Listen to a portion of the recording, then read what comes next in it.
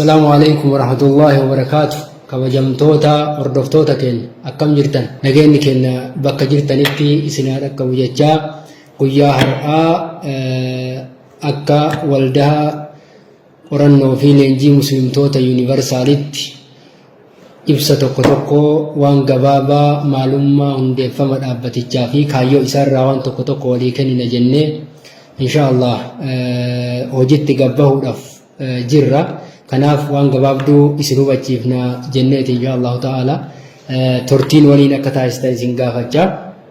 akkuma beekamu waldaa islaamaa waldeenni qorannoo fi leenjii muslimtoota universal muslim research and training association umra ka jennuun maqaa isa gabaajatiin umraa jennuun kuni ji'oota dabre biyya keenya biyya Itoophiyaa naannoo Oromiyaa keessatti ji'a sadaasaa dabre bara 2017 hundeeffamuun isaanii yaadatama. achirra amajjii 2017 ifoomsa taasisnee akka guutuu Oromiyaatitti waldaa kaayyoo sadi qabatee hundeeffame ta'uu isaati. maalummaan isaa jechaadha tokkummaa qorannoo fi leenjii qabatee hundaa'ee amma yeroo keessatti argamnu kana keessatti biyya Itoophiyaa naannolee Oromiyaa keessatti godinaalee jiran hanga magaalota 30 jecha Finfinnee fi Dirree Dawaa dabalatee magaalota Oromiyaa magaalota godinaa naannoo 21 hanga 22tti jiran keessatti yeroo ammaa kana keessatti jechaadha sochii da'awaa sochii tokkummaa sochii qorannoo fi leenjii gochuudhaan ijaaramee haala gaariin hojiitti kan bobba'e ta'uu isaati. isarraa waan gabaabduu waa'ee waldaa kanaa walii kaafna jechaadha. sanirraa tokko maalummaa umraadha. umraan maal? umraan waldaa islaamaati sadarkaa jalqabaatti moggaasni isaa maali? umraa yoo jennu maal jechuu keenya?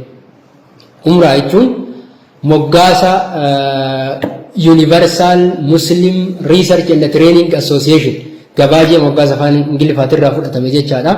umraa wanni jennu kuni waldaa qorannoo fi leenjii muslimtoota universal jecha universal moggaasa isaati jechaadha idil addunyaati. kanaaf naannoo Oromiyaa keessa ka'umsi ka ta'e dargaggoota naannoo Oromiyaatiin kasirritti qoratamee hundeeffame jechaadha. waldaa islaamaati mana maree dhimmoota islaamaa naannoo Oromiyaa majlisa Oromiyaatirraa heeyyamaa fi beekamtii mataa isaa fudhatee kan uf danda'ee waajjira ol'aanaa bulchiinsa magaalaa Adaamaa keessaa kan qabuu fi dameewwan isaa immoo Oromiyaa daangaa hanga daangaatti naannoo majlisni Oromiyaa jiru hundatti Finfinnee fi Dirree Dawaa akkasumas Harar dabalatee magaalota federaalaa kanneen dabalatee dameewwan isaa hanga 30 diriirsee hojii keessatti kan argamu waldaalee islaamaa Oromiyaa kan mana maree dhimmoota islaamaa Oromiyaatiin majlisa Oromiyaa jalatti galmaahanii seeraan hojjechaa jiran keessaa waldeenni umraa maqaa gabaabaan jennuun kun isa tokko jechaadha. maaliif hundeeffame? kaayyoon umraa maalidha jettee namoonni baay'eedhaaf ifa akka ta'u barbaanna jechaadha. kaayyoon gurguddoo 3 umraawwan inni hundeeffameef jechaadha. tokko tokkummaa fi gurmaa'ina muslimtootaa cimsuu. tokkummaa ijaaramu hawaasni muslimaa akka tokko ta'u akka ijaaramu tokkummaa cimsinee haala tokko ta'een ibaadaa keenyas biyya keenyas dinagdee keenyas tokkummaan waa hundaafuu humna waan ta'eef tokkummaa hawaasaa humneessuu gara tokkummaatti fiduu garaagarummaa yaadaa waan adda osoo hin ta'in tokkummaan muslimaa yeroo kamuu cimaa akka deemu tokkummaan biyya keenya kanaatu hawaasa gidduutti kan jiru amantii kamuu ka hordofu tokkummaan hawaasni tokko tokkummaan yoo jiraate bareeda waan ta'eef tokkummaan hawaasa kam gidduutti akka cimu akka biyyaatti irratti hojjechuudha. inni lammaffaan qorannoo keessatti wanni inni qabatu kaayyoon umraadha. maal dhabne akka hawaasatti maal qabnaa maal immoo argachuu qabnaa waan jedhu irratti xiyyeeffata jechuudha. maal dhabne dura maal qabnaa maal argatuu qabnaa akkamitti argatuu qabnaa waan jedhu isa sana irratti xiyyeeffatee kan hojjetu jechaadha. qorannoo jennu waan biraan qorannoo jechuun isa kana waa baay'ee qabna. fakkeenyaaf kallattii ibaadatiin akka hawaasa muslimaatti toltu irratti waamnee uummanni islaamaa ibaadaa isaa hojjechuu irratti akhlaaqa gaarii irratti maal qabna maal dhabne akkasumas immoo barnoota keenyan cimu irratti hirmaannaa biyyooma fi diinagdeedhaan uf cimsuu keessatti akkam jirra akka hawaasatti maal dhabnoo jiru akka dhuunfaattis akka hawaasattis akka biyyaattis akka sadeenetti jecha akka dhuunfattis namtu akka maal qaba maal dhabee maal argatuu qaba waan jedhurra leenjii waan isaa ta'u jecha akka ummataattis akka hawaasattis maal qabna maal dhabne maal immoo argatuu qabna akkamitti argatuu qabna bifa tokkoomin bifa dur isinii jedhanii maal argatuu qabna waan jedhurratti kan hojjetu isa kana irratti tartiiba qabsiisee bifa artikuleet ta'een hawaasa tartiiba isaa qabsiisee akka hawaasni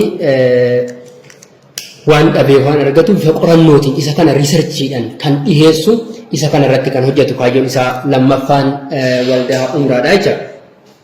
Kaayyoon isaa inni sadaffaan leenjisuu da'awaa jecha sochii da'awaati toltutti nama yaamu sochii da'awaati waan biyyooma irratti waan agartee quraanaa hadiisaa irratti waa'ee diinagdee irratti nam tokko akhlaaqa irratti maal akkamitti akka deemuu qabu leenjii gaggabaabaa hawaasa godinaalee irratti haa ta'u magaalaa irratti haa ta'u dargaggoota dhaloota boruu ijaaruudhaaf dhaloota akkamii ijaarra waan jedhu leenjii akkasii kennaa kan deemu jechaadha. Waan baay'ee waan irratti leenji'an kanumti barataa deemu kun leenjii dargaggootaa leenjii dubartootaa leenjii daa'imwanii keessattuu qaamota sadii irratti xiyyeeffatee jechaadha. Leenjii kennaa kan deemu waldaa umraa kan jennu daa'imwaniif dubartootaaf dargaggootaaf isa kana irratti xiyyeeffatee leenjii yeroon qopheessine akhlaaqa irratti barnoota irratti namni kenna barnootaan cimuu akka qabu irratti leenjii hubannoo dabaluudha leenjii gahumsa dhuunfaadha gabbisuu irratti kan hojjetudha jechaadha. Inni sadaffaani dargaggoota irratti dargaggoonni har'aa maal qabna hagam barnoota harkaa qabna hagam hubannoo qabna hagam odeeffannoo qabna jennee isa itti aanuuf immoo yeroon koorsii dadammaqiinsaa koorsii kaka'umsaa kennine leenjii akkasii leenjii islaamummaa irratti leenjii diinagdee irratti leenjii biyyoomaa irratti waan biyya keenya illee tolu waan dhuunfaa kennaa tolu waan biyya keenya ijaaruu danda'u waan akkasuma immoo islaamummaa keenya illee tolu hundaafuu tolu dargaggoota musliimaatiif dabriinee immoo dargaggoota akka biyyaatti jiraniif illee hundumaafuu dhimmoota wal nu fakkeessu irratti kan kenninu ta'a jechaadha. Eegaa maaliif waan qorannoo adda baafne san maal dhabnee maal qabnaa maal argatuu qabnaa san erga adda baasne isa san immoo leenjiin cimsaa ga'oomsaa kan deemu ta'uu isaati jechaadha. Kaayyoon sadaffaan isaa isa kana. Kanaaf wantoota kanneen sadeen irratti tokkummaa irratti qorannoo irratti leenjii irratti kana irratti ijjatee dhaloota har'a jiru kan qaree hegeree biyya keenyatiin qopheessuudhaaf akkasumas immoo hawaasa dadammaqsuudhaaf hawaasa agartanii akka gaariitti hawaasni misooma isaa irratti amantii isaa irratti cimaa akka ta'u biyya isaa irratti cimaa akka ta'u kana hubannoo kennuudhaaf leenjii bifa sanaan tokkummaa qorannoof leenjii irratti kan hojjetudha.